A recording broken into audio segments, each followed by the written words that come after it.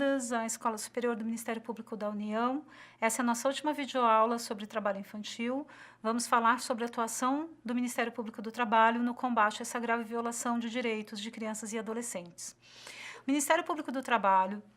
é uma instituição que atua no combate às violações de direitos humanos no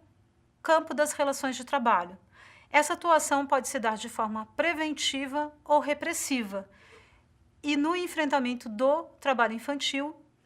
como mencionado nas videoaulas anteriores,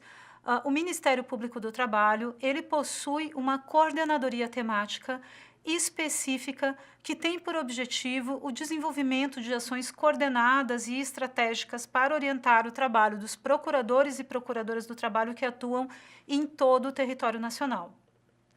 Nesse sentido, o MPT vem desenvolvendo projetos estratégicos no enfrentamento do trabalho infantil, pelo menos desde o ano 2011, principalmente em 3 eixos: aprendizagem, políticas públicas e educação. A Lei 10.097 de 2000, que trata da aprendizagem profissional, estabelece que todas as empresas de médio e grande porte estão obrigadas a contratar no mínimo 5% e no máximo 15% do seu quadro de aprendizes. Esses aprendizes podem ter entre 14 e 24 anos e, em caso de pessoas com deficiência, não existe esse limite máximo de idade. No recente decreto 8.740 de 2016, que trata da cota social da aprendizagem para aquelas empresas que têm dificuldades em cumprir as atividades práticas da aprendizagem dentro do seu estabelecimento. Esse decreto, ele aponta diversos tipos de vulnerabilidades que devem ser consideradas e priorizadas no preenchimento das vagas da aprendizagem. Por exemplo, famílias de baixa renda, adolescentes oriundos de medidas socioeducativas, adolescentes em situação de acolhimento, né? E o parágrafo 2º do artigo 429 da CLT prevê expressamente que as empresas ofertarão as vagas de aprendizagem para adolescentes que estão em cumprimento de medidas socioeducativas. Então, esse é um dos nossos maiores desafios hoje no campo da aprendizagem, né? Sensibilizar as empresas e toda a sociedade para a importância do reconhecimento do direito fundamental à profissionalização, especialmente a esse público mais vulnerável, e de forma a assegurar esta oportunidade, então, e uma transformação na vida desses adolescentes e jovens. No campo das políticas públicas, a Constituição Federal impõe aos municípios a responsabilidade pela execução dessas políticas e por trabalhar com a intersetorialidade das diferentes políticas na área de educação, saúde, moradia, cultura, trabalho, que devem estar articuladas para que, de fato, possam surtir efeitos no enfrentamento do trabalho infantil, né? Para isso, é necessário que o município, de fato, realize a implementação do PET, do Programa de Erradicação do Trabalho Infantil, né? A maioria dos municípios com os maiores índices de trabalho infantil aderiram ao programa e, em razão disso, recebem, inclusive, um cofinanciamento do governo federal com essa finalidade específica de implementar o PET, né? E o PET é um programa hoje que conta com 5 eixos de atuação, que são a identificação e o cadastramento das famílias, ou seja, o município tem que realizar a busca ativa dessas famílias, a mobilização social, então devem ser realizadas campanhas também de mobilização, de conscientização da comunidade, da sociedade de forma geral, para os prejuízos do trabalho infantil, para que colaborem com a desnaturalização, né, com a não aceitação daquelas situações que se caracterizam como violações de direitos, violações graves de direitos de crianças e adolescentes, violações de direitos humanos de crianças e adolescentes, né? O PET também prevê como eixo a proteção social, que diz respeito, então, a essa intersetorialidade das políticas públicas que devem atender às diferentes vulnerabilidades sociais e suas especificidades. Ainda prevê um eixo de defesa e responsabilização e de monitoramento. No eixo defesa e responsabilização, é muito importante citar o papel dos conselheiros tutelares também na identificação do trabalho infantil, no acolhimento, no encaminhamento dessas crianças e dessas famílias e na aplicação das medidas de proteção, né, uma vez que se trata de atribuição expressamente prevista em lei no Estatuto da Criança e do Adolescente, e uma vez que o trabalho infantil constitui uma situação de violação de direitos. Então, se o conselheiro tutelar ele atua no combate ou na proteção daquela criança que está em situação de violação de direitos ou em risco de sofrer essa violação, essa violação dos seus direitos, ele precisa também atuar no enfrentamento do trabalho infantil. E o monitoramento do plano, então, que seria o acompanhamento de todas essas ações, né? Nesse sentido, o Ministério Público do Trabalho atua tanto de forma preventiva quanto repressiva, exigindo que os municípios cumpram estes preceitos, que implementem o programa de erradicação do trabalho infantil,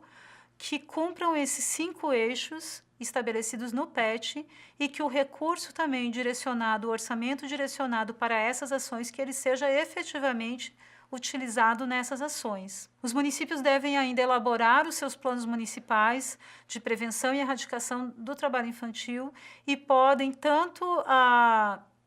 o poder público, né, a municipalidade, quanto os gestores individualmente ser responsáveis por omissão em relação às políticas públicas necessárias ao enfrentamento do trabalho infantil. Por fim, no campo da educação, desenvolvemos ações nas escolas através do projeto MPT na Escola, que busca conscientizar a comunidade escolar, educadores, alunos e pais para os prejuízos do trabalho infantil e ainda sobre os direitos da criança e do adolescente, fazendo com que se consiga desconstruir os mitos que sustentam a prática do trabalho infantil e sua naturalização. Atualmente, esses 3 eixos,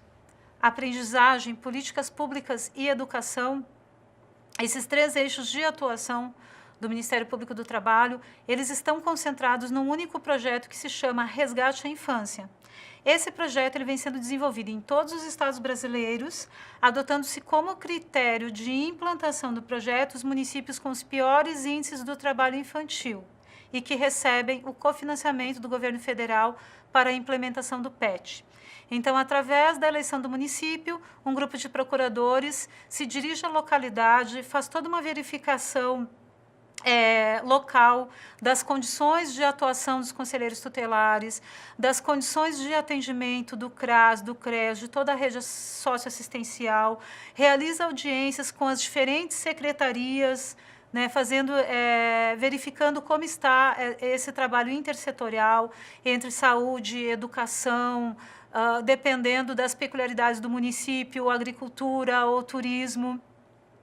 E realiza audiência também com o gestor, né, com o município, para que então se implementem as ações necessárias à efetivação do PET, ao enfrentamento do trabalho infantil. Também nessa mesma visita realizada na localidade, os procuradores realizam audiências públicas com as empresas, Sistema S, entidades qualificadoras, exigindo o cumprimento da cota de aprendizagem e buscando, então, essa inserção dos adolescentes egressos do trabalho infantil nas vagas de aprendizagem profissional. Além da atuação por projetos, o MPT atua da forma tradicional a partir de denúncias, né? E, nesse sentido, então, nos inquéritos civis ou ações civis públicas, busca-se a responsabilização dos exploradores da mão de obra infantil através da assinatura de TACs, no caso que são os termos de compromisso de ajustamento de conduta, no caso do ajuizamento de ações civis públicas, então objetivando uma decisão judicial que imponha às empresas ou pessoas exploradoras da mão de obra infantil as obrigações, né, de não explorar a mão de obra infantil direta ou indiretamente, ou seja, envolvendo também a cadeia produtiva daquela empresa. É uma situação com a qual temos nos deparado cotidianamente, né? Uma vez que o trabalho infantil hoje ele já não ocorre mais naquele formato tradicional, no âmbito de uma organização, de uma empresa minimamente organizada, né? Em muitos locais onde aparentemente o trabalho infantil é realizado juntamente com a família, ele está associado a uma cadeia, uma rede de empresas, onde existe uma empresa maior beneficiária desse trabalho, que deve responder também, ser responsabilizada pela utilização da mão de obra infantil na sua cadeia produtiva. Essas empresas que se beneficiam dessa exploração de mão de obra e não fiscalizam a sua cadeia econômica de produção, são responsáveis pela exploração do trabalho infantil. É importante que tenhamos em mente que o enfrentamento do trabalho infantil ele não pode se dar unicamente por uma pessoa ou instituição. Então, nós precisamos de ações integradas, articuladas e em rede para que todas as situações que estão por trás do trabalho infantil, né, tanto a condição de vulnerabilidade social, quanto a responsabilização dos exploradores, quanto as políticas sociais, quanto a educação de qualidade para todos, para que todas essas ações elas sejam desenvolvidas, sejam realizadas e os direitos fundamentais sejam assegurados. Então, para isso, é de fundamental importância a atuação em rede e o Ministério Público do Trabalho, mesmo tendo um foco de responsabilização, né, dos exploradores da mão de obra infantil, também faz esse trabalho de articulação, de atuação integrada, de parceria com todos os atores integrantes da rede de proteção da criança e do adolescente. Lembrando o poeta Fernando Pessoa, grande é a poesia, a bondade e as danças, mas o melhor do mundo são as crianças.